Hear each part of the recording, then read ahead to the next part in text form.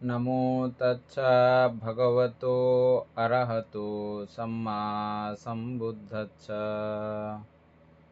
জগৎপূজ্য মহাকারণিক তথাগত সম্যক সম্বুদ্ধ শ্রীচরণে কৃতজ্ঞ প্রণাম নিবেদন করে পুণ্যপারমিতে অংশগ্রহণকারী সকল উপাসক উপাসিকাগণের নিরোগ দীর্ঘায়ু সুখী জীবন তথা জ্ঞান বিমণ্ডিত জীবন কামনায় শুরু করতে চলেছি আজকের অভিধর্ম চর্চা ক্লাস।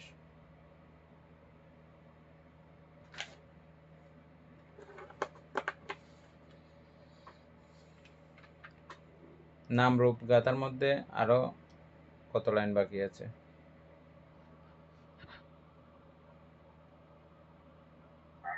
4 লাইন বাকি আছে বানতে। 4 লাইন? হ্যাঁ বানতে। ও তাহলে 13 পর্যন্ত শেষ হয়েছিল আর 14 থেকে 14-15। তাহলে তো শেষ হয়ে গেছে। হ্যাঁ, আমি যেটা থেকে পড়তেছি এটা তো অনেক বড়। ও যে শ্রীবান লেখা এটা আরো আছে। হ্যাঁ এটা আমি যেটা ওইটা একটু গ্রুপে দিও না তাইলে ত্রিরত্ন বন্দনা ও গাথা গুচ্ছ বনশ্রীবান্তে লিখেছেন এটা। ও আচ্ছা, ত্রিরত্ন বন্দনা না, ত্রিরত্ন বন্দনা ও গাথা গুচ্ছ। দাও। আচ্ছা আমি তারপরে দিচ্ছি। এরপরে পাঠাও, এরপরে পড়ো যেখান পর্যন্ত আলোচনা করছিল। আচ্ছা আমি এটা গ্রুপে পাঠাই দিই।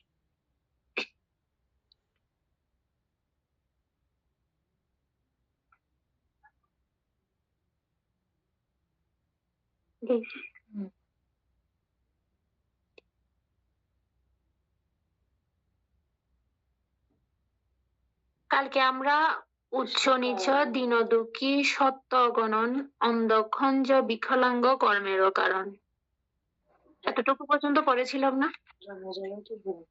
জন্মজল, আচ্ছা জন্মজল।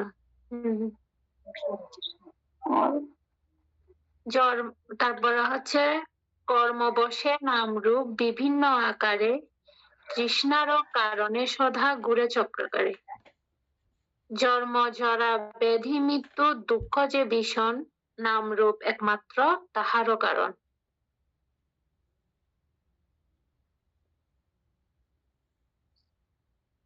ভাবতে হ্যাঁ আবার তৃষ্ণার কারণে সদা ঘুরে চক্রাকারে জন্ম জরা ব্যাধি মৃত্যু দুঃখ যে ভীষণ নামরূপ একমাত্র তাহারও কারণ। ঠিক আছে, তো এর দূর পর্যন্ত না বোঝার মতো কোনো কিছু তো নাই না? হ্যাঁ, সবকিছুর একমাত্র কারণ হচ্ছে নামরূপ। আর নাম রূপের কারণ কি? অবিদ্যা। নাম রূপের কারণ হচ্ছে যে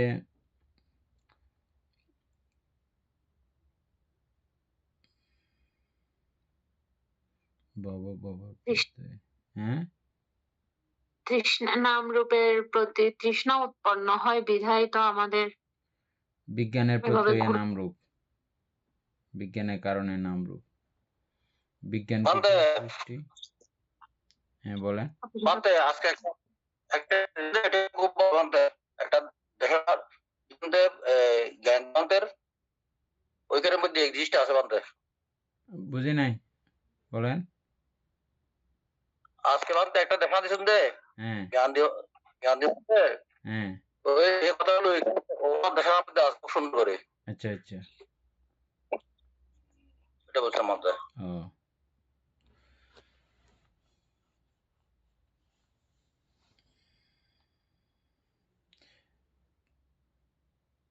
নামরূপ একমাত্র তাহার কারণ। তো এক্ষেত্রে নামরূপ কোত্থেকে সৃষ্টি? বিজ্ঞান থেকে সৃষ্টি। বিজ্ঞান কোত্থেকে সৃষ্টি? সংস্কার থেকে সৃষ্টি। সংস্কার কোত্থেকে সৃষ্টি? অবিদ্যা থেকে সৃষ্টি। তাহলে প্রকান্তরে অবিদ্যার কারণে এই নামরূপের সৃষ্টি, এভাবেও বলা যেতে পারে, কোনো অসুবিধা নাই। নামরূপ একমাত্র তাহার কারণ। তারপরে লাইন।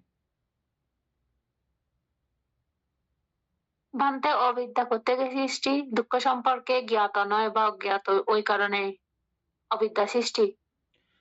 অবিদ্যা সৃষ্টি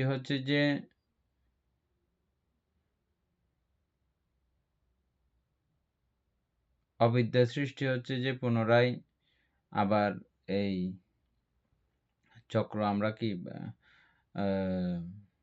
ভব হুম ভব ভব পাচ্ছায় জন্ম জরা এখানে ব্যাধি আমরা মৃত্যু 5টা ব্যাপার দেখছিলাম না, উপাদান, অবিদ্যা অবিদ্যা, সংস্কার, তৃষ্ণা, ভব, উপাদান। ওই উপাদানকে কেন্দ্র করে আবার পুনরায় প্রতিসন্ধি সহ যাবতীয় সবকিছু হচ্ছে, নামরূপ হচ্ছে, নামরূপ এখানে চলতে গিয়ে এটা যথাযথ না বুঝার কারণে, না বুঝে যে চিত্তগুলো সম্পাদিত হচ্ছে, এগুলোই তো অবিদ্যা। আমরা এখন অবিদ্যা আবার উৎপন্ন করতেছি না, অবিদ্যাযুক্ত চিত্ত উৎপন্ন করতেছি না।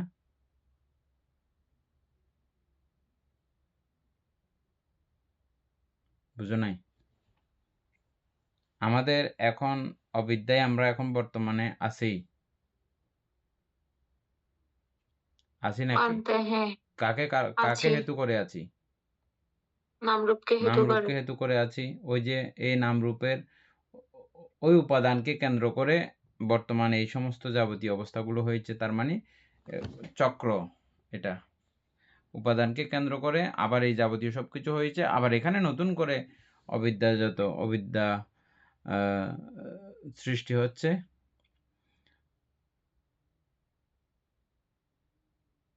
আর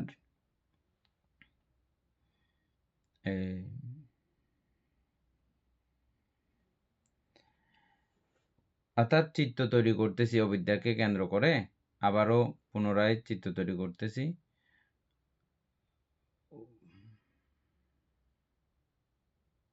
অবিদ্যাকে আমিও সৃষ্টি করতেছি, নামরূপেই সৃষ্টি করতেছে আবার অবিদ্যা।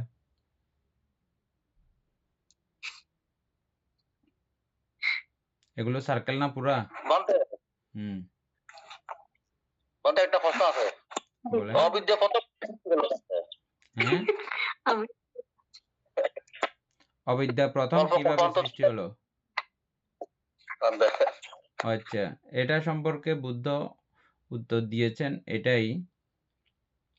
এটা সম্পর্কে বুদ্ধের উত্তর হচ্ছে যে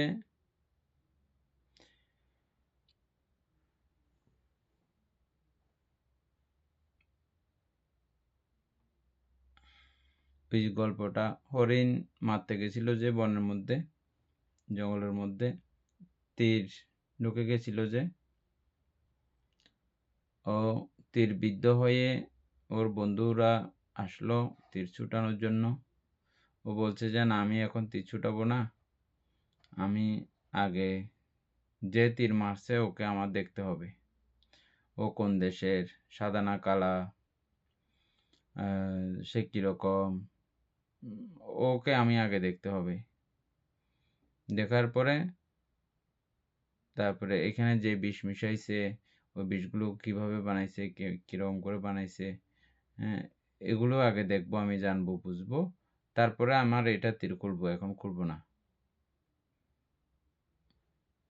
আমরা যদি অবিদ্যার প্রথম উৎপত্তি বা আমাদের জন্ম প্রক্রিয়ার প্রথম উৎপত্তি, আমাদের এই চিত্ত সৃষ্টির প্রথম উৎপত্তি, এই বিষয়গুলো যদি জানতে চাই, ওর মতো পরিস্থিতি, একই অবস্থা আমাদের। মানে আমি আগে তীর কে মারছে এটা দেখা ছাড়া আমি অন্য কাজ করব না। তাহলে আমরা এখন ভাবতে পারি যে এখন তীরবিদ্ধ হয়েছে, ওই ব্যক্তি যদি এই সমস্ত বায়না করে পড়ে থাকে, তাহলে বন্ধুরা যদি তার তীর না খোলে, তার ঘটনা কি হবে?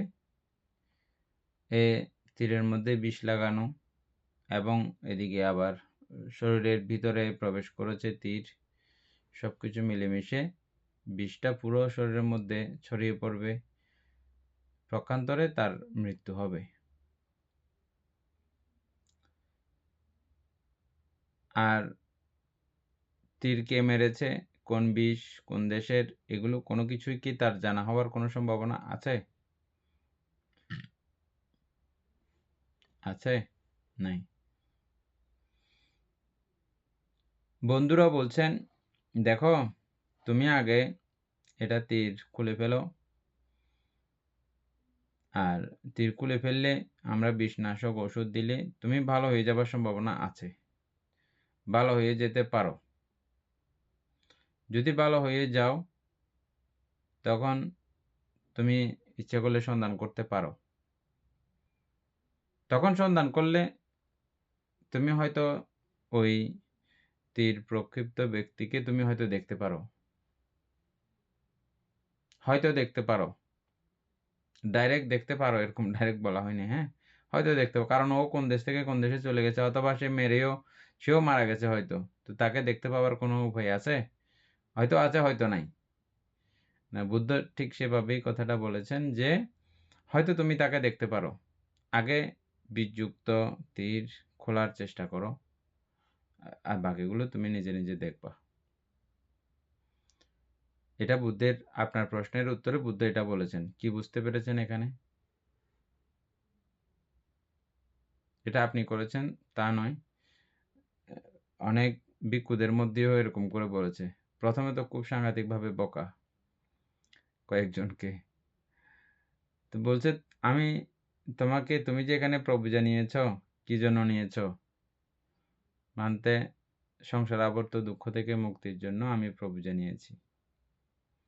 তোমাকে আমি বলেছিলাম কখনো এই জন্মের আদি রহস্য তোমাকে আমি দেখাবো, বা এটা এই অবিদ্যার আদি রহস্য তোমাকে আমি দেখাবো, এরকম করে বলেছিলাম? এটা মানে এটার সূচনা দেখাবো এরকম বলেছিলাম? হচ্ছে না, বানতে বলিনি।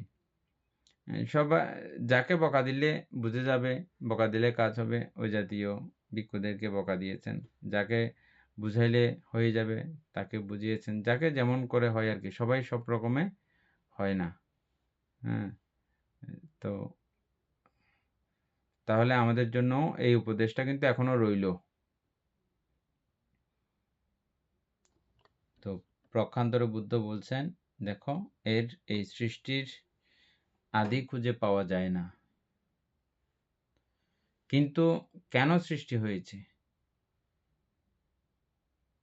কি কারণে সৃষ্টি হয়েছে, কারণটা খুঁজে পাওয়া যায়। আর এই কারণটা চক্র আকার। বলের বলের যেমন আমরা বল যখন বানানো হয়ে যায়, উপরে যেভাবে ফিটিং এর কাপড় থাকে, ওই ফিটিং যুক্ত অবস্থায় দেখলে আপনি বলটা কোন জায়গা থেকে শুরু করেছে বোঝার কোনো উপায় আছে কি? রিং যখন পুরোটা জোড়া লাগাই ফেলে রিং কোথা থেকে শুরু হয়েছে এটা বোঝার উপায় আছে? এনি বোঝার উপায় আছে? এই বানতে পঞ্চহেতু এটা রিং সদৃশ্য এরকম। এখন বুঝা গেছে পরিষ্কার? বানতে আমার অতীতের কার্যক্রমগুলোর কারণে আমি বর্তমানের এই অবস্থা প্রাপ্ত হয়েছি। বর্তমানের এই অবস্থা প্রাপ্ত হয়ে আবার এই অবস্থাকে কেন্দ্র করে আমি আবার অবিদ্যাগ্রস্ত হচ্ছি। আমার বর্তমানে নামরূপ আছে বলে আমি আবার অবিদ্যাগ্রস্ত হচ্ছি না? এভাবে রানিং কন্টিনিউ চলছে। তো এখানের মধ্যে তুমি শুরু খোঁজার কোনো উপায় আছে? বানতে না। হ্যাঁ, তো বানতে বুদ্ধ শুরু করতে মানা করেছিলেন হ্যাঁ, যে বুদ্ধ তো বানতে শুরুটা কি সেটা খুঁজতে মানা করেছেন।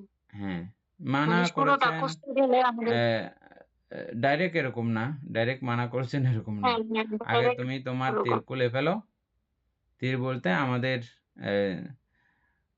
যাবতীয় দুঃখ ধর্মতা পরিত্যাগ করার চেষ্টা।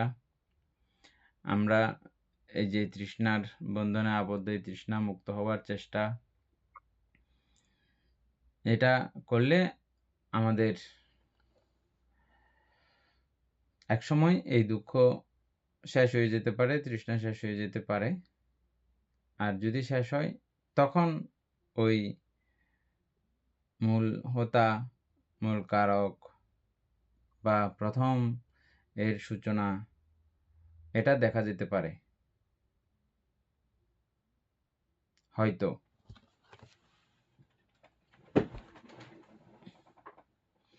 দেখিও লাভ কি আর না দেখিও লাভ কি? আমার কাজ হচ্ছে যে দুঃখ থেকে মুক্ত হয়ে যাওয়া।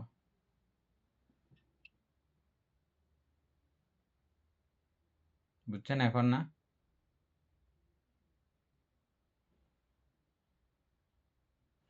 এই চক্র কার্যক্রম বন্ধ করাই হচ্ছে যে আমাদের প্রধান কাজ।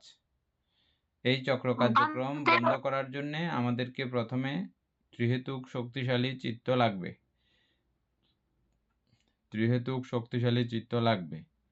ত্রিহেতুক শক্তিশালী চিত্ত কোথাও থেকে উড়ে এসে জুড়ে বসবে না আমার ভবাঙ্গে।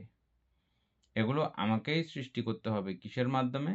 দানশীল ভাবনা তথা দশবিধ কুশল কর্মপথ যেগুলো আমরা পড়েছি আগে, ওই দশবিধ কুশল কর্মপথের মাধ্যমে, কর্ম উপায়ের মাধ্যমে এই শক্তিশালী চিত্ত গঠন করতে হয়, করে যেতে হয়।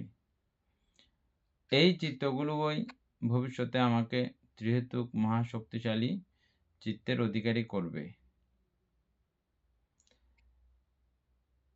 সেই চিত্ত হয়তো বর্তমানে আমার কাছে আছেও। সেই ত্রিহেতুক শক্তিশালী চিত্ত হয়তো বর্তমানে আমার কাছে এখনো বিদ্যমান। আমি এখন যে অবস্থায় আছি হয়তো সেটা আমার কাছে আছে। সেটা যদি থাকে আমাকে পঞ্চ আনন্তরিক কর্ম বর্জিত হয়ে নিজেকে থাকতে হবে। মাতৃহত্যা, পিতৃহত্যা, অরহত্যা, বুদ্ধপথে রক্তপাত, সঙ্গভেদ, এই পঞ্চ আনন্তরিক কর্ম না করা থাকলে তিনি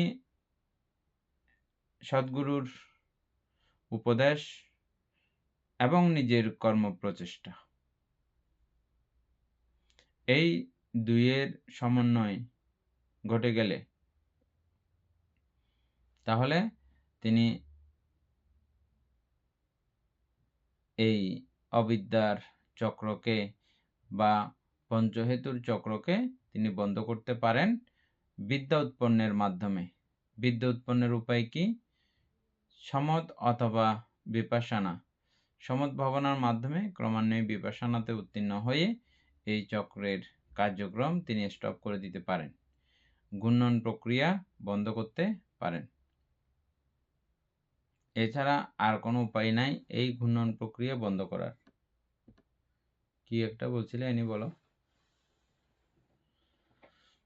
উপাসক বুঝছেন আপনার এই প্রশ্নের উত্তর?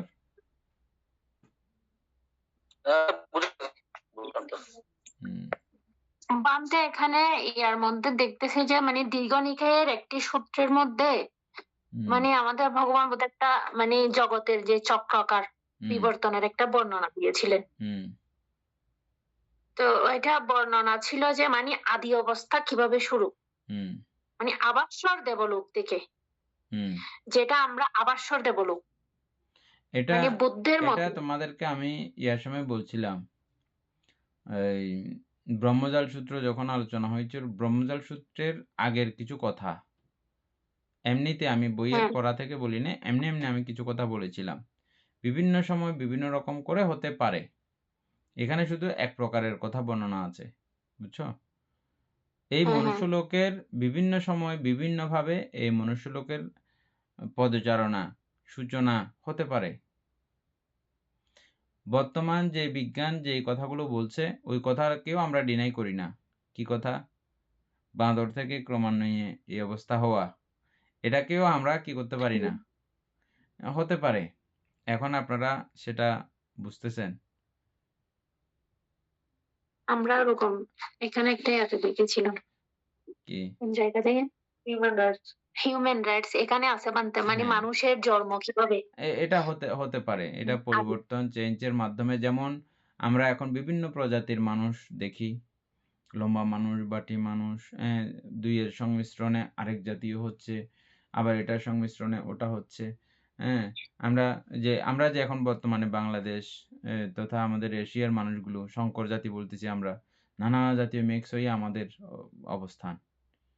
আমাদের চেহারার কোনো রকমের তাল মিল নেই। অন্যান্য যারা সংকর না, নিজেদের জাতীয়তা বিশুদ্ধ রাখতে পেরেছেন, তাদের চেহারাগুলো সবগুলো একই রকম দেখবেন।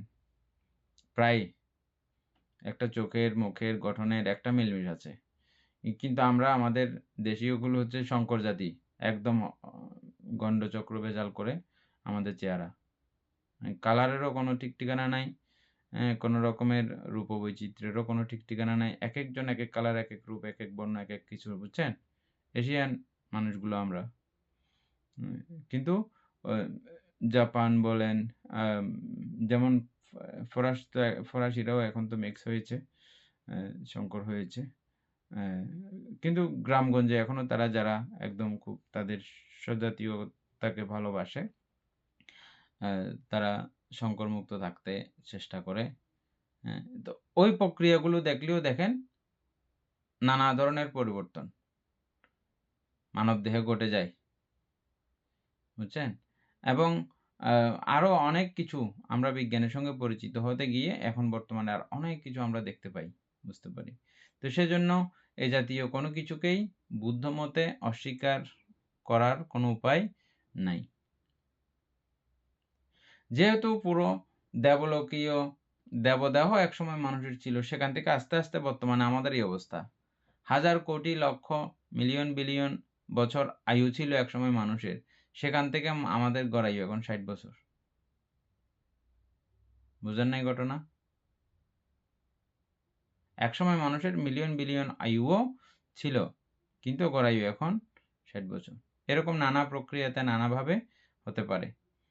আমরা বুঝার সাথে জানার সাথে বুদ্ধ কয়েকটা সূত্রের মধ্যে এই জাতীয় কিছু কথা বর্ণনা করেছেন। মানে এমনটা হতে পারে। ডাউন দিকের ওই বিষয়টা বর্ণনা করা হয়নি, দেবলোকীয় ব্যাপারটা বর্ণনা করা হয়েছে। আবার মনুষ্যলোকের একেবারে 10 বছর থেকে ক্রমান্বয়ে আবার লক্ষ কোটি বছর, সেটাও বর্ণনা করেছেন। মানুষ থেকে মানুষ সরাসরি, ওদিকে হিসাব করলে আবার দেবতা থেকে মানুষ, এরকমও বলা চলতে পারে। আর 10 বছরের মানুষগুলো এগুলো দেখতে কিরকম লাগবে এখন চিন্তা করেন।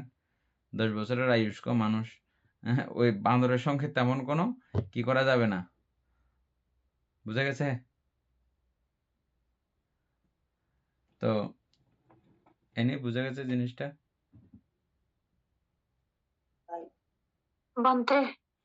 আমরা একসময় শ্বাস সংগ্রহটা পড়লে, এই বিষয়টা শ্বাস সংগ্রহে সুন্দর করে লেখা আছে, এটা পড়লে আর একটু পরিষ্কার হবে আপনাদের বুদ্ধের অভিমত। এই নিয়ে তেমন কোনো চিন্তা করার জন্য বুদ্ধ নিষেধ করেছেন। আর এগুলো চিন্তা করার বিষয় না, এটা পড়লে অভিধর্ম অর্থসংগ্রহের জ্ঞান একবার ঢুকে গেলে এটা এমনিতেই প্রমাণিত। যেমন আপনাদেরকে এর আগে গাছ আগে না বীজ আগে, এটা নিয়ে আপনারা অনেক সন্দিহান ছিলেন, কিন্তু এখন অভিধর্মের বদলতে আপনারা কি বুঝছেন যে গাছ আগে।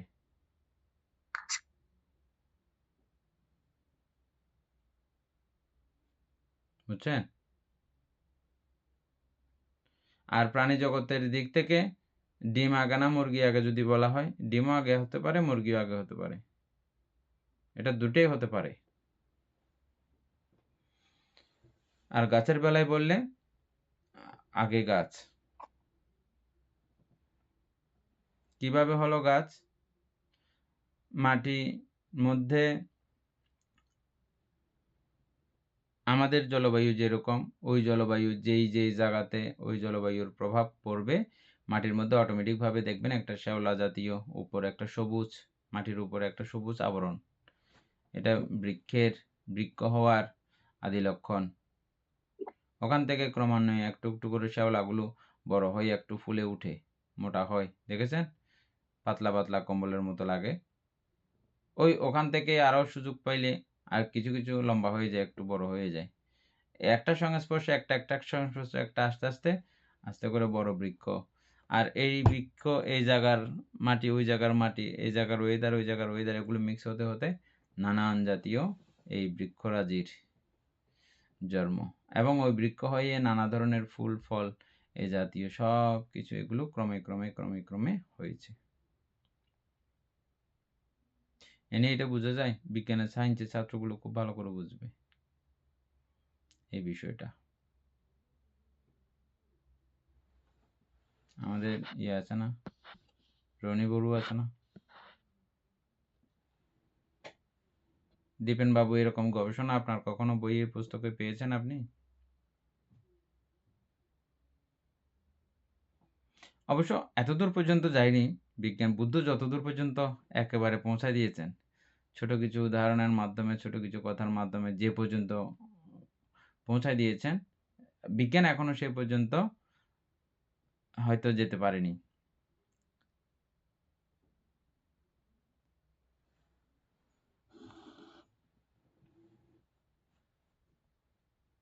আচ্ছা, আমরা কি আলোচনা করতেছিলাম? কোথা থেকে কোথায় গেলাম? নামরূপ একমাত্র তাহার কারণ।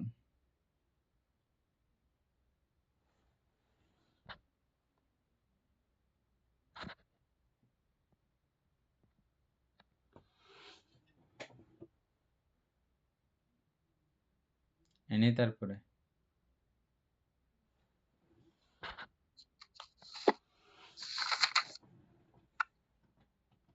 হুম,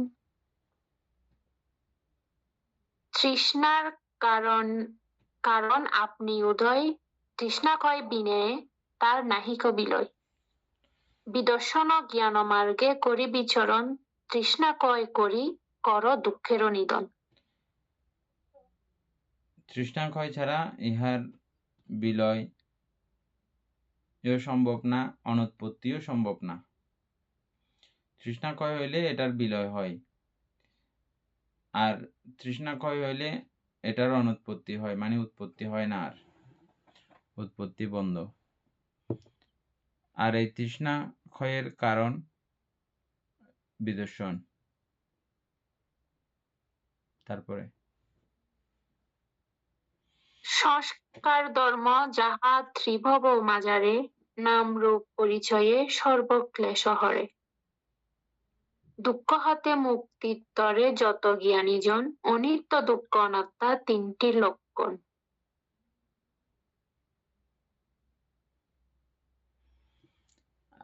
এর আগে লাইনে যেগুলো বোঝার থাকে এগুলো বলো।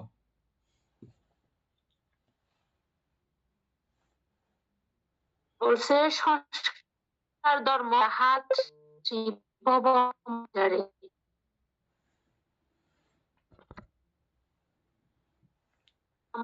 সর্বক্ষ হরে। ত্রিভব কামভব রূপভব রূপভব, হ্যাঁ,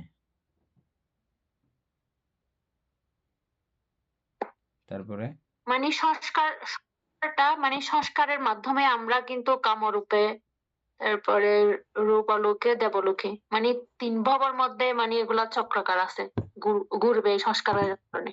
হুম তারপর বলছে নাম রূপ পরিচয়ে সর্বক্লেশ হরে।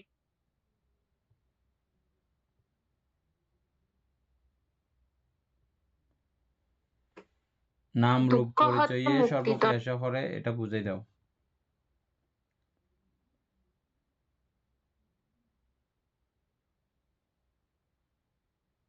বান্তের নাম রূপ বলতে তো মানে আমাদের অর্থাৎ মন ও শরীরকে বলা হচ্ছে। তো জগতের মানে যাবতীয় যত সংস্কার আছে, মানে এগুলা সবগুলো আমাদের নাম রূপের মাধ্যমে আসে। তো আমরা যখন মানে উপরে যেটা বলছে বিদর্শন জ্ঞান, তো বিদর্শন জ্ঞানের মাধ্যমে যখন আমরা নাম রূপের প্রকৃত পরিচয়টা জানতে পারবো, তখন আমাদের মানে আমাদের থেকে সব ধরনের ক্লেশ অর্থাৎ মানসিক কষ্ট ওইটা দূর করা সম্ভব হবে, নাম রূপের পরিচয় পেয়ে গেলে। এটা বলছে। অমিত বড়ুয়া বলেন।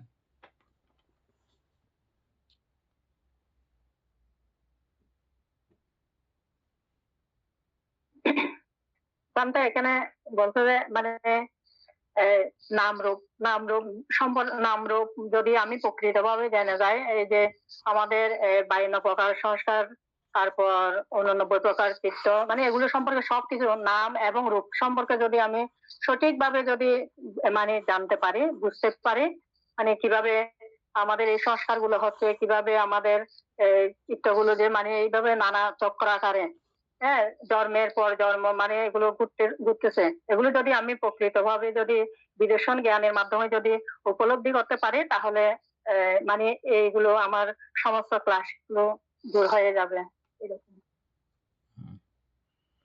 ঠিক আছে, দীপেন বাবু বলবেন, বলেন।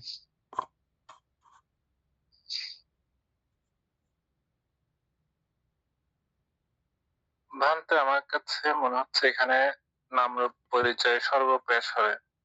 তো এখানে সংস্কার ধর্মগুলোকে নামরূপ বোঝাচ্ছে এবং এখানে নামরূপ পরিচয় সর্বক্লেশ হরে বলতে নামরূপ ধ্বংস মানে কি বলে দুঃখ দূর করে এরকম কিছু বোঝাচ্ছে না, আমার হচ্ছে এটা অন্য কিছু বোঝাচ্ছে, কিন্তু সেটা কি আমি সেটা বুঝতে পারতেছি না এখানে।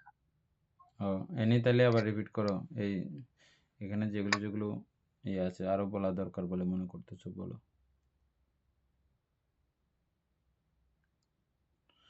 জ্ঞানশ্রী সিংহ বান্তে উপাসক, জ্ঞানশ্রী সিংহ আপনি বলতে চাইলে বলতে পারেন।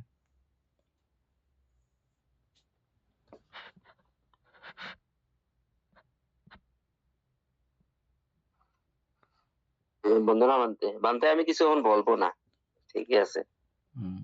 ঠিক আছে, দয়নি বলো।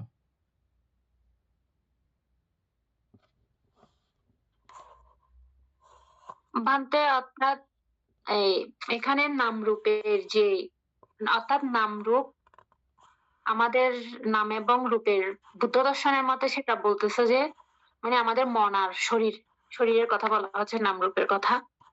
তো এখানে মানে জগতের মধ্যে যাবতীয় যত সংস্কার আছে সবগুলো মানে আমাদের নাম রূপের মাধ্যমে আসে, নাম এবং রূপের মাধ্যমে সৃষ্টি সংস্কার। তো এই নাম রূপের মানে এই নাম রূপের প্রকৃত বিষয়টা যদি জানতে চাই তাহলে আমাদের বিদর্শন জ্ঞানটা অর্জন করতে হবে। বিদর্শন ধ্যানের মাধ্যমে যখন আমরা নাম রূপের প্রকৃত বিষয়টা জানতে পারবো, প্রকৃত সৃষ্টটা জানতে পারবো, আসলে নাম রূপের মাধ্যমে কিভাবে মানে অবিদ্যা সংস্কার এবার উৎপন্ন হয় সেটা যখন জানতে পারবো তখন আমাদের মনের মধ্যে থেকে এই ক্লেশটা দূর হবে। ক্লেশ মানে হচ্ছে যে তার দুঃখকে বোঝাচ্ছে ক্লেশ। তো ওই দুঃখ থেকে আমরা বের হতে পারবো, ওই দুঃখটা দূরীভূত হবে, সেটাই বলতে যাচ্ছে। ঠিক আছে, অমিতে বলবো, সুন্দর করে বলেছেন। আপনার মোবাইল উল্টে গেছে, মোবাইল ঠিক করেন।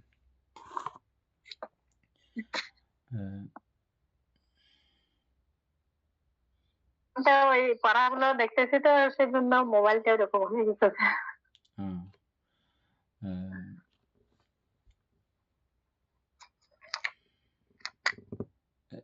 লাইনটা আবার বলো তো এনি।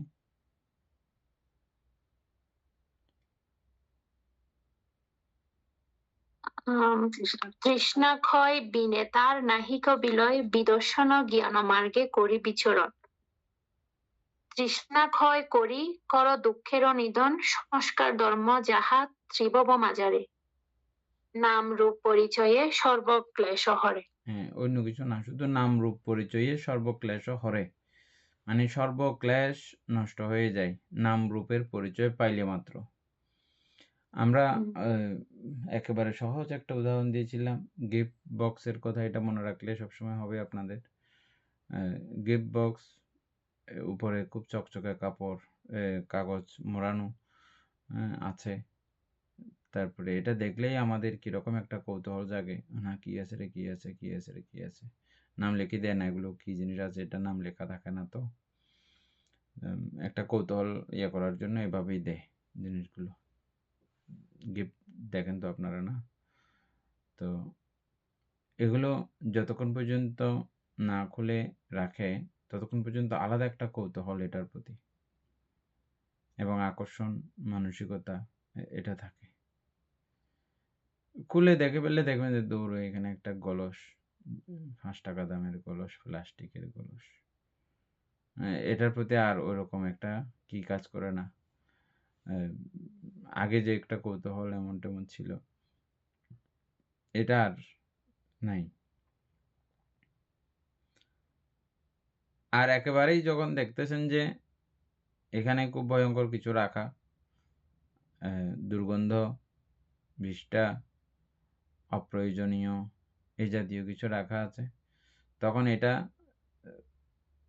ফেলার জন্য যে উপক্রম, ফেলে দেওয়ার জন্য এটার প্রতি সমস্ত আকর্ষণ তো শেষ ও শেষ, উল্টো এটাকে ফেলে দিলেই আপনি বাঁচেন।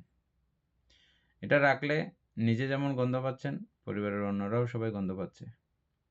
ঠিক নামরূপকে যখন কোনো বিদেশি সাধক দেখতে পায় তখন নিজেও গন্ধ পায় যে এটা, তখন নিজেও দেখে নিজে বাঁচার জন্য, এবং এটার জন্য অন্যান্য জন যারা আছে আমার পরিবার পরিজন আত্মীয় স্বজন বন্ধু বান্ধব তারাও যে কষ্ট পাচ্ছে, সকলের কাছ থেকে এটা খুব দূরে যত তাড়াতাড়ি ফেলে দিতে পারে তত মঙ্গল, তত কল্যাণ মনে করেন। এবং যখন এটা দেখেন তখন থেকে ফালানির স্টার্ট হয়ে এটা ফেলতে যাওয়া শুরু করেছে। দেখলে 1 মিনিটও এটাকে নিয়ে আর বসে থাকে না, আমি কালকে ফেলবো আর কি। বসে থাকেন কেউ? গুয়ের বাক্স একটা ঘরের মধ্যে নিয়ে কালকে সকালবেলা ফেলবো, বসে থাকেন? এটা বসে থাকলে তখন আমরা গন্ধে আর গুড়ের মধ্যে কেউ থাকতে পারি না। ঠিক নামরূপকেও যখন সাধক এভাবে দেখে, এইভাবে ফেলার জন্য উৎপাত। আমরা দেখি না বলে যত্ন করে রেখেছি। গিফট পেপার মেরানো যে এই জন্য বলা হচ্ছে যে নামরূপের পরিচয় পাওয়া মাত্র সবগুলো বিসর্জন করবে। তারপরে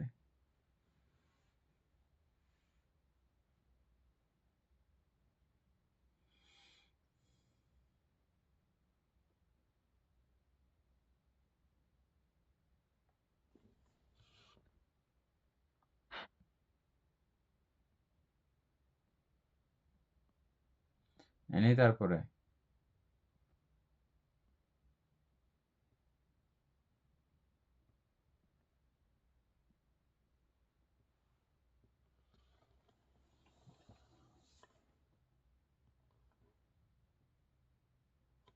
কিচ্ছু তো কথা শোনা যাচ্ছে না। বানতে বুঝতে পারিনি। বলছে দুঃখ হতে মুক্তির তরে যত জ্ঞানী জন অনিত্য দুঃখ অনাত্মা তিনটিরও লক্ষণ। আরো আছে, এর পরের লাইনও আছে।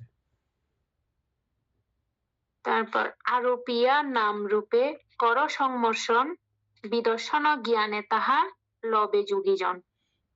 এটা খুব সুন্দর কথা, বুঝছেন?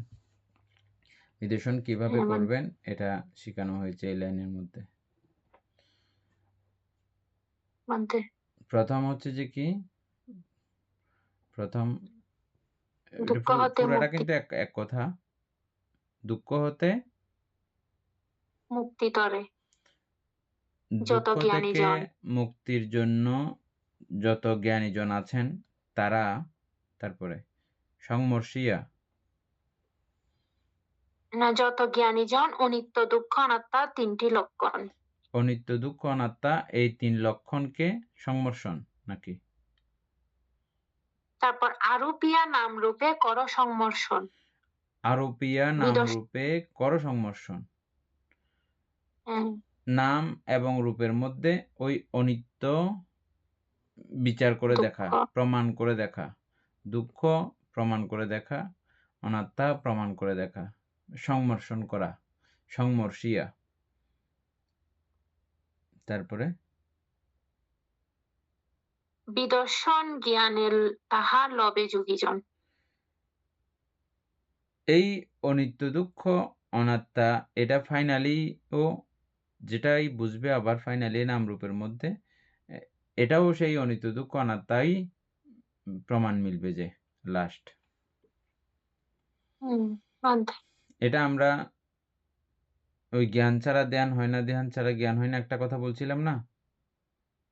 অনিত্য দুঃখে অনিত্য দুঃখ অনাত্মার প্রাথমিক জ্ঞান যেটা আমাদের কাছে এখন আছে, আমরা যেটা নিয়ে যার কাছে যদ্দূর আছে, যে যদ্দূর চর্চা করছি অতদূর আছে আর কি, ওটা নিয়ে নাম রূপের সঙ্গে সংমর্ষণ করে যাওয়া, এটা যদ্দূর আছে অদ্দূর না, আমার থেকে অদ্দূর বিশাল লাগবে না, এটা না, যদ্দূর আছে এখন আমার কাছে অনিত্য দুঃখ অনাত্মা জ্ঞান, ও অদ্দূর জ্ঞান আমি এই নাম রূপে আরোপ করব, নাম রূপে সংমর্ষণ করব, ক্রমান্বয়ে ফাইনালি এটাই আবার প্রমাণও মিলবে যে এটা অনিত্য দুঃখ অনাত্মা মানে কি নির্বাণ। অনিত্য দুঃখ অনাত্মার লাস্ট পরিণতি কি? নির্বাণ। কিভাবে? প্রতিটা জায়গায় যখন দুঃখটাকে চিহ্নিত করতে পারে, আসলে জগৎ নিত্য নয়, সবকিছুই অনিত্য, তো এটা যখন উপলব্ধি করতে পারে তখনই কিন্তু হচ্ছে নির্বাণ। নির্বাণ হচ্ছে যে ওই যে অনাত্মার দিক থেকে। অনাত্মা এখানে কাউকে যখন পাওয়া যায় না, রূপের মধ্যেও কোনো বিষয়কে শেষ পর্যন্ত পাওয়া যায় না ওইভাবে বিচার করতে গেলে, নামের মধ্যেও কোনো বিষয়কে পাওয়া যায় না, কেউ এখানে তিষ্ঠিত দাঁড়িয়ে থাকতে পারে না এই বিচারে যখন যাওয়া হয়। বুঝতেছেন দীপেন বাবু? না বুঝলে জিজ্ঞেস করিন সঙ্গে সঙ্গে। অনাত্মা কোথায় অনাত্মা? যেমন আমরা চারি মহাভূত পেয়েছি, চারি মহাভূতে কে আমরা প্রথমে দেখতেছি যে ওই চারটারই অবস্থানে এই সব কিছু। আবার একটা একটা করে আমরা যখন জিজ্ঞেস করতে গেছি ও বলে যে না আমি কিছু না কিছু না, এভাবে। তাহলে ওরা অস্তিত্ব শেষ হয়ে কিছু না হিসেবে প্রতীয়মান হলো। নাম জগতের মধ্যেও একে অপরের সন্নিবেশনে এটা হলো, আর একে অপরের সহযোগ না থাকলে কিছু নাই, খালি নির্বাণ।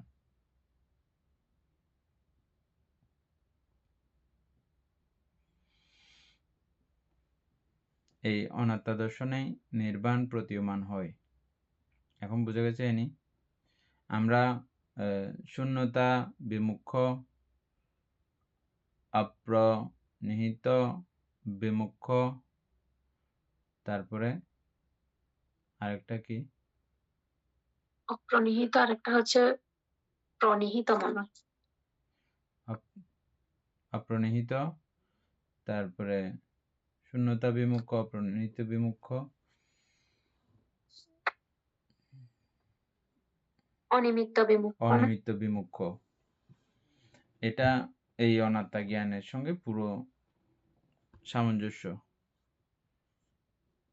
আবার যখন আমরা এটা এই চ্যাপ্টারে আসবো তখন আমরা আবার দেখে নেব শূন্যতা বিমুখ, অনিমিত্ত বিমুখ, অপ্রনিহিত বিমুখ। অনাত্মাতে গেলে আর কোনো নিমিত্ত তিনি আর দেখতে পান না, দেখা যায় না ওভাবে যখন দেখা হয়। তারপরের লাইন।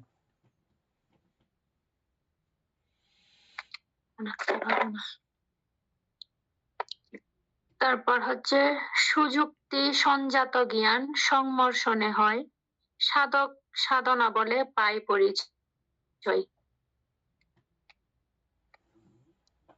আবার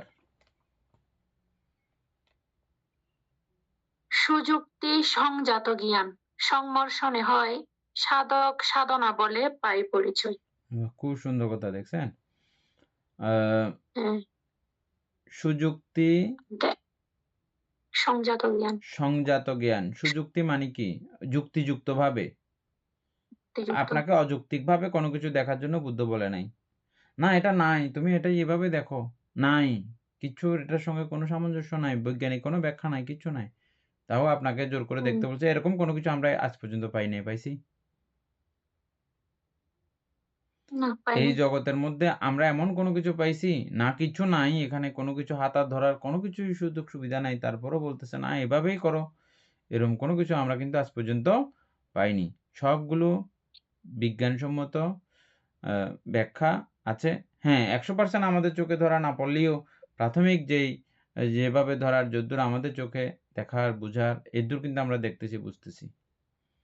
হ্যাঁ, এই সুযুক্তি, সুন্দর যুক্তি, উপযুক্ত যুক্তি, যথোপযুক্ত যুক্তি, এই যুক্তির মাধ্যমে এই বিষয়টাকে দেখা। কোন বিষয়টাকে? ওই নামরূপকে। হ্যাঁ, তারপরে সুযুক্তি, সুযুক্তির পরের শব্দটা সংজাত জ্ঞান সংমর্ষণে হয়। সংজাত জ্ঞান, সংজাত জ্ঞান ওই যে সংজানন, বীজানন, প্রজানন পড়ছিলাম, মনে আছে? সংজানন, বীজানন, প্রজানন মনে আছে? সংজাত মানে প্রাথমিক একদম। আমার একটা উদাহরণ ছিল আমাদের, আমরা পড়ছিলাম যে কি উদাহরণটা, ছোট বাচ্চা একটাকে 2 টাকার পয়সা কয়েন একটা দিলে ও কি করবে যে, হ্যাঁ ওটা একেবারে লেদা বাচ্চা হলে ওগুলো চিনবে না পয়সা টুসা, কিন্তু একটু যখন বুদ্ধি বিবেচনা হয় এটা দিয়ে চকলেট পাওয়া যায়, ও শুধু এটা চকলেট কেনার মতো জিনিস এদূর জানবে সে, বুঝছেন?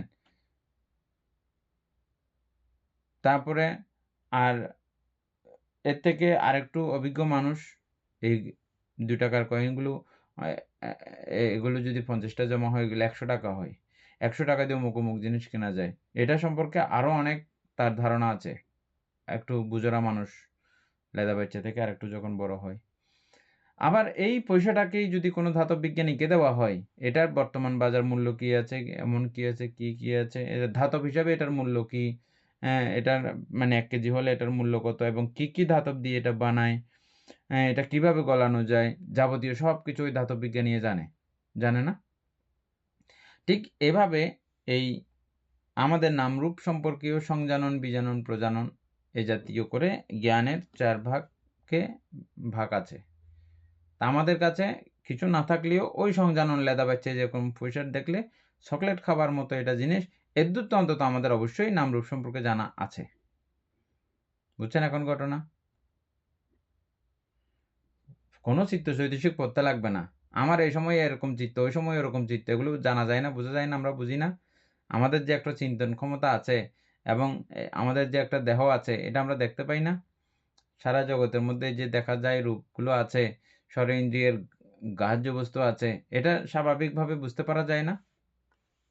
একদম প্রাথমিক ধাপ এই সংজানন। এনে বোঝা গেছে? এখান থেকে শুরু করলে হয়ে যাবে। এত সুন্দর করে গাথাটার মধ্যে, বুঝছেন? আবার বলো লাইনটা। সুযুক্তি সঞ্জাত জ্ঞান সংমর্ষণে হয়, সাধক বলে পায় পরিচয়। সংমর্ষণ মানে বারবার সংমর্ষণ বলতে সংমর্ষণ শব্দটার অর্থ হচ্ছে যে বারবার ঘর্ষণ করা, বুঝছেন? সংমর্ষণ শব্দের অর্থ বারবার ঘর্ষণ করা। তার মানে আমি কি হাতে ঘষা শুরু করবো যে না?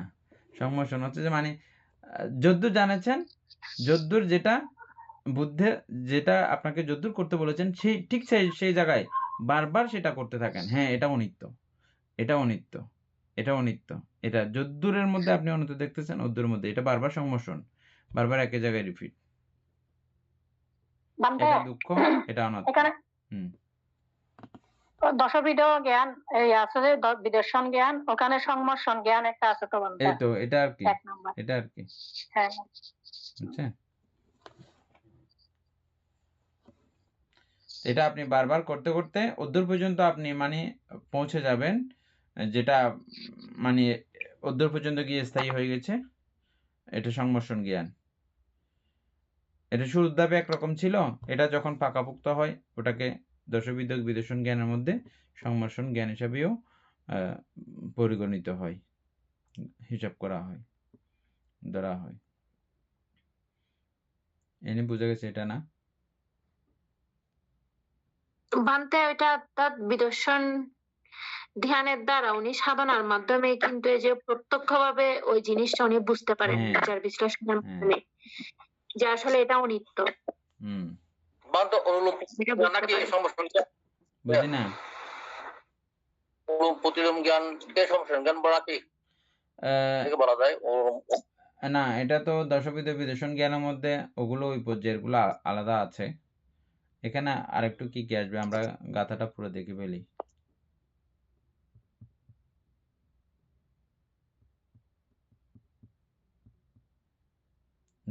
তারপর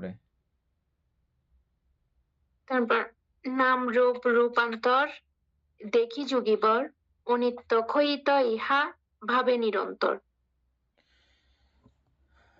দুঃখ সদা ভয়াবহ দেখে সংমর্ষণে, পরিণতি ভয়ঙ্কর দুঃখের দহনে। এর আগে থেকে বলো, একদম প্রথম যে লাইনগুলো বলছিলে এটা আবার বলো। নাম রূপ রূপান্তর দেখি যুগিবর। রূপান্তর মানে নাম রূপের প্রতি ক্ষণে ক্ষণে যে রূপান্তর হয়, আমরা এটা পড়ছিলাম না? প্রতি ক্ষণে ক্ষণে কিভাবে রূপের পরিবর্তন। ক্ষণ বলতেছি যে, কিন্তু এই ক্ষণের মধ্যেও আরো হাজার ভাগে বিভক্ত আছে এই গঠন প্রক্রিয়া বা এই অনিত্যতার প্রক্রিয়া বা চেঞ্জ হওয়ার প্রক্রিয়া। এটা এত দ্রুত চলমান চালু, আমরা এটা পড়ছিলাম, আলোচনা করছিলাম, মনে আছে না? হ্যাঁ, ওটা এই যে এই ব্যাপারটাকে এটা মানে অনিত্য দেখার জন্য বলছে আর কি। অনিত্য। এটা যেমন নামে তেমন আবার রূপেও সেম, দুই দিকের মধ্যে। এরপরের লাইন।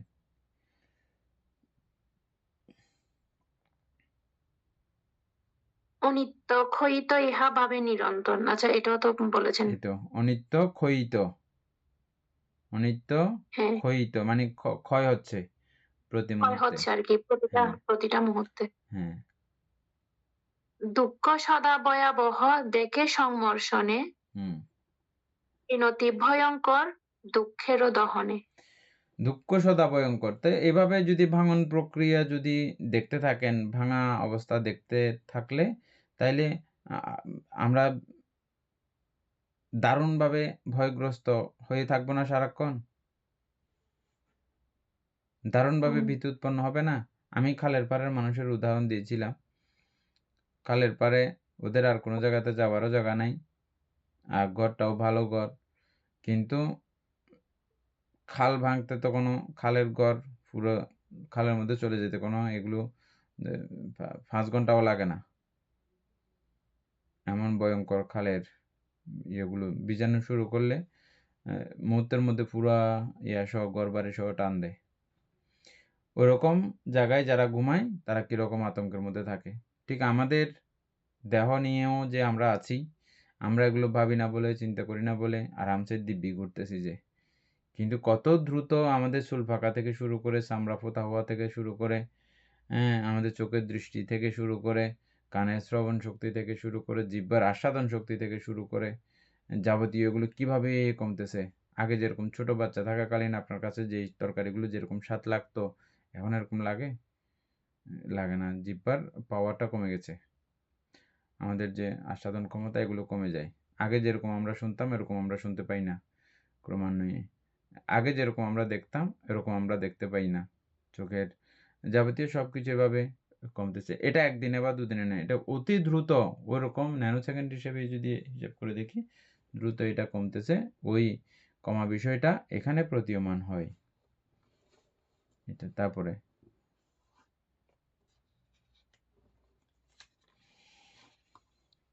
তারপর অবাধ্য অসার ইহা দেখে শূন্যময়, নাম রূপ আত্মা নহে অনাত্মা নিশ্চয়। উচ্চারণটা ঠিক মতো করতে হবে। এটা কিছু একটা মিস্টেক আছে বোধহয়। আবার দেখো। বলছে অবাধ্য অসার ইহা দেখে শূন্যময়, নাম রূপ আত্মা নহে অনাত্মা নিশ্চয়। অবাধ্যটা বারণ করো। অবাধ্য মানে বানতে কথা শুনেন আর কি, ও ধরনের কথা বোঝাচ্ছে। অর্থাৎ মানে বানান আমাদের করো। এই দেহ বানতে বানান করো। শরীয় ব আকার বা ধৈর্য ফলা, ধৈর্য ফলা। অবাধ্য অসার অসার হ্যাঁ ইহাদের শূন্যময়, ইহাদের শূন্যময়। ইহা দেখে দেখে শূন্যময়, ইহা দেখে শূন্যময়। অবাধ্য বলতে আমি যেভাবেই চাই না কেন, যেভাবেই এটাকে স্থির করে রাখার চেষ্টা করি না কেন, আমার কোনো কথা ও মানবে না। ওর গতিধারাতে সময়কে যেমন কেউ আটকাই রাখতে পারে না, এই নাম এবং রূপের এই পরিবর্তন, এই ভাঙনকেও কেউ মুহূর্তকালের জন্য, এক মুহূর্তকালের জন্য কেউ আটকায় রাখতে পারে না। এজন্য এটা অবাধ্য। নামও পুরো অবাধ্য, রূপও পুরো অবাধ্য। এখানে আরেকটা কথা মনে রাখবেন, আমাদের চিত্তকে আমরা একাগ্র করি, স্থিতিশীল করি। প্রথম ধ্যান, দ্বিতীয় ধ্যান, তৃতীয় ধ্যান, চতুর্থ ধ্যান, এগুলো সবগুলো স্থির চিত্তের কথা। কিন্তু স্থির চিত্ত হইলেও এটার গতিধারা মতে এটা কিন্তু অনিত্য হচ্ছে। এটাও কিন্তু মাথায় রাখতে হবে। হ্যাঁ, এটা ধাবমান, চলমান। এই ক্ষেত্রে আমি তাকে কখনো বাধ্য করতে পারবো না স্থির হয়ে যাও। রূপকেও আমি বলতে পারবো না, নামকেও আমি বলতে পারবো না, কখনো তাকে বাধ্য করতে আমি পারবো না। তাহলে এর থেকে বড় অবাধ্য আর আছে? নামরূপ থেকে বড় অবাধ্য আর আছে? কি সাংঘাতিক অবাধ্য দেখছেন? তারপরে অবাধ্য, এরপরে শব্দটা কি ছিল? অসার। অবাধ্য, অসার। সার কিছু নাই, ওই যে সার মানে অসার মানে অনাত্মা। হ্যাঁ, অনাত্মা। ইহা দেখে শূন্যময়। ইহা দেখে শূন্যময়। শূন্যময়। তারপরে নাম রূপ আত্মা নহে, অনাত্মা নিশ্চয়। ঠিক আছে, এটা সবাই বুঝছে, এতক্ষণ আলোচনা করছে। তারপর হচ্ছে সংস্কার সর্বধর্মে ত্রিলক্ষণ হেরি, সংমর্ষণ জ্ঞান লোভে সাধক বিচারি। সংস্কার সর্বধর্মে, যাবতীয় সকল সংস্কার ধর্মে সেম এই ত্রিলক্ষণ বিষয় আরোপ করার জন্য। কিছুক্ষণ আগে যেটা বললাম আর কি, নাম এবং রূপে অনিত্য দুঃখ অনাত্মা এই ত্রিলক্ষণ আরোপ করা। তারপরে সংমর্ষণ জ্ঞান লোভে সাধক বিচারি। এগুলো বিচার করতে করতে, বারবার বিচার করতে করতে, পুনঃ পুনঃ বিচার করতে করতে, কন্টিনিউ বিচার করতে করতে। কিভাবে করে এগুলো? আপনি খাওয়ার সময় খেলেন, খাওয়ার সময়ও ওই যাবতীয় সংস্কার রাশি সমন্বয় এগুলো দেখলেন, সবগুলো যেভাবে যেভাবে দেখার বিষয় দেখতে দেখতে, বাথরুমে গেলেন সেখানে দেখলেন, স্নান করলেন সেখানে দেখলেন, হাঁটাহাঁটি করলেন সেখানে দেখলেন, বসলেন সেখানে দেখলেন, শুইলেন সেখানে দেখলেন।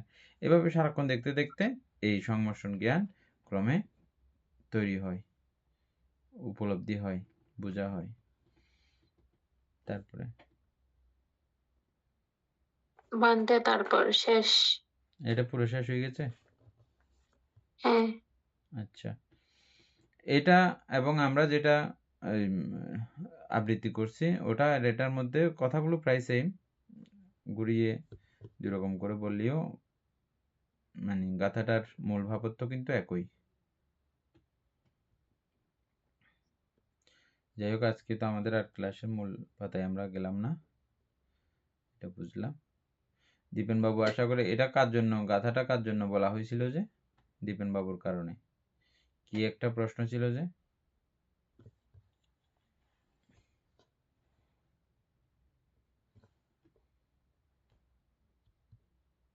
প্রশ্ন ছিল যে কি? আমাদের কর্মফল গুলাকে বুক করে, ও ধরনের একটা প্রশ্ন ছিল এর আগে।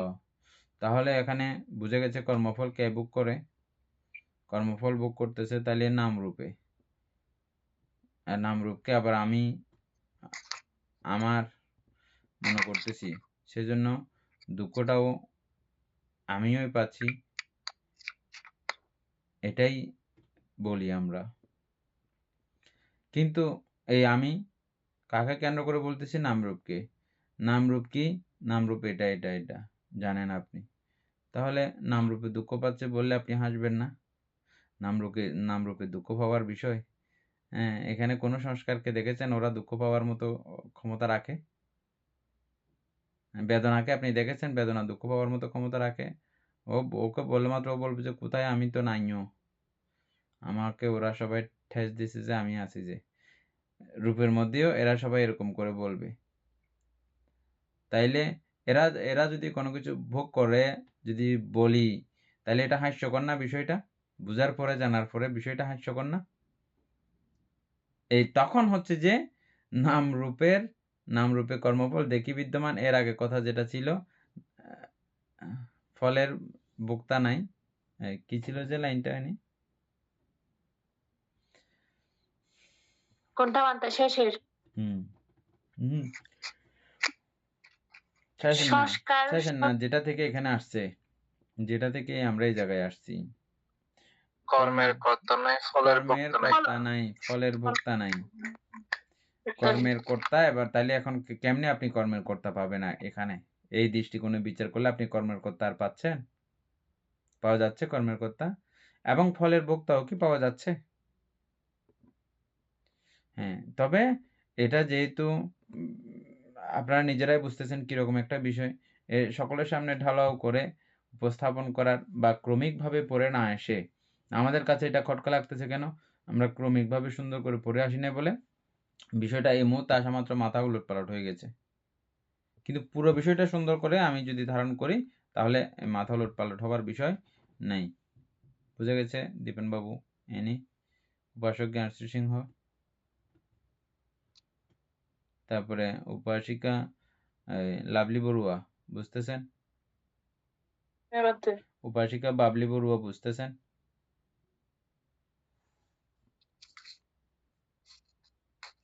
ওই তো বাবলি বড়ুয়া তো নাইও ক্লাসের মধ্যে মনে হয়, এমনি মোবাইলটা মনে হয় রেখে দিয়ে কোথায় চলে গেছে।